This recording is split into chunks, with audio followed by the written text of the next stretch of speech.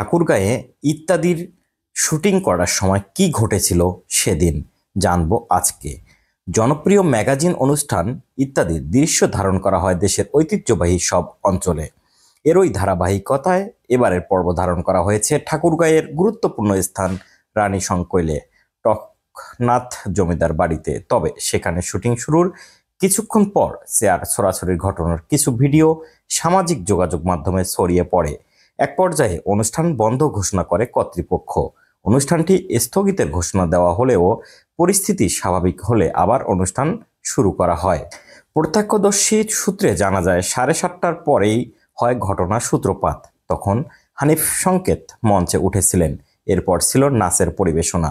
সম্প্রতি বিষয়টি নিয়ে কথা বলেছেন নন্দিত উপস্থাপক হানিফ সংকেত। সামাজিক যোগাযোগ মাধ্যমে দেওয়া এক পোস্টে তিনি ঘটনার বিস্তারিত তুলে ধরেন। তিনি বলেন, ইত্যাদির ঠাকুরগাঁয়ে ধারণ করা অনুষ্ঠান নিয়ে কিছু মিডিয়া এবং সামাজিক যোগাযোগ মাধ্যমে কিছু ব্যক্তির সংবাদ ও মন্তব্য পড়ে কিছুটা অবাকই হয়েছি। ভেবেছিলাম এসবের কোনো জবাব দেব না, কিন্তু এদের মন্তব্য ও সংবাদ দেখে মনে হচ্ছে অনুষ্ঠান স্থলে আমি নয়, বোধহয় তারাই উপস্থিত ছিলেন।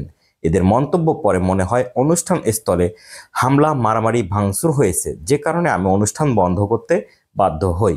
অথচ ঠাকুরগাঁওবাসী এবং উপস্থিত দর্শকরাই জানেন এ ধরনের কোনো ঘটনাই সেখানে ঘটেনি। আমন্ত্রণপত্র না পেয়েও হাজার হাজার মানুষ ঢুকে পড়ার বিষয়ে তিনি আরও বলেন, আমরা দেশের ইতিহাস, ঐতিহ্য, প্রত্ননিদর্শন সহ জনগুরুত্বপূর্ণ স্থানে গিয়ে ইত্যাদি ধারণ করেছি। প্রায় 3 দশক ধরে ঠাকুরগাঁয়ের অনুষ্ঠান পরিকল্পনা করার পর আমরা রানী সংকৈল রাজবাড়িতে ইত্যাদি ধারণ করার সিদ্ধান্ত নেই এবং এ ব্যাপারে স্থানীয় প্রশাসনকে অবহিত করি। আমরা 6,000 দর্শকের বসার ব্যবস্থা করি এবং সন্ধ্যা 7টার দিকে অনুষ্ঠান শুরু করি। কিন্তু কিছুক্ষণ পরে আমরা জানতে পারি অনুষ্ঠান স্থলের বাইরে প্রায় লক্ষাধিক মানুষ অপেক্ষা করছে অনুষ্ঠান দেখার জন্য। অনুষ্ঠানে দর্শক বাছাই, নৃত্য ও গান ধারণ করার পরই হঠাৎ করে বাঁশের ঘেরা সরিয়ে কয়েক হাজার লোক আমন্ত্রণপত্র না পেয়েও তাদের প্রিয় ইত্যাদি দেখার জন্য অনুষ্ঠান স্থলে ঢুকে পড়ে। ফলে অনুষ্ঠান স্থলে সাময়িক বিশৃঙ্খলা সৃষ্টি হয়। আমরা পরিস্থিতি অনুধাবন করে প্রশাসনের সঙ্গে কথা বলার পর কিছু সময়ের জন্য অনুষ্ঠান ধারণ স্থগিত করি এবং পরিস্থিতি শান্ত হলে আবার ধারণ শুরু করি।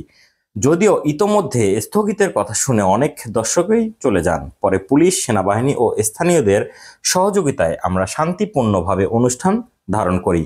নন্দিত এই উপস্থাপক আরও বলেন, উদ্ভূত পরিস্থিতির কারণ হামলা, ভাঙচুর বা মারামারি নয়। ইত্যাদি উক্তি দর্শকদের ভালোবাসা বহিঃপ্রকাশ, আর এই ভালোবাসার কারণেই তারা ইত্যাদি ধারণ দেখার জন্য সবাই উন্মুখ হয়েছিলেন, কিন্তু স্থানভেদে দাঁড়াতেও পারছিলেন না, তাই চেয়ার সরিয়ে দাঁড়াবার স্থান করেছিলেন। আর সে কারণেই এই চেয়ার সরাসরি। এর ফলে কিছুটা বিশৃঙ্খলা সৃষ্টি হয়। কিন্তু ঘটনাটিকে ফুলিয়ে ফাঁপিয়ে কেউ মিথ্যে তথ্য দিয়ে এবং রাজনৈতিক রং লাগিয়ে বিভিন্নভাবে অপপ্রচারের চেষ্টা করেছেন। কিছু মতলববাজ ব্যক্তি নিরাপদ দূরত্বে থেকে নানান পোস্ট দিয়ে নিজের মতলব হাসিলের চেষ্টাও করেছেন। যারা এই ঘটনাটির সঙ্গে রাজনীতিকে সংযুক্ত করতে চাইছেন তাদের উদ্দেশ্যে বলছি, আমি যেমন কখনোই কোনো রাজনীতির সঙ্গে জড়িত হইনি, ইত্যাদিও তেমনি সবসময় থেকেছে রাজনীতি মুক্ত। আর তাই দেশের পরিবর্তিত পরিস্থিতিতেও গত 6 সেপ্টেম্বর প্রায় লক্ষাধিক দর্শক নিয়ে ইত্যাদির শেরপুর পর্ব এবং 29 নভেম্বর কয়েক হাজার দর্শক নিয়ে ইত্যাদি বাগেরহাট পর্ব প্রচারিত হয় এবং প্রতিটি অনুষ্ঠান অত্যন্ত শান্তিপূর্ণভাবে ধারণ করা হয়।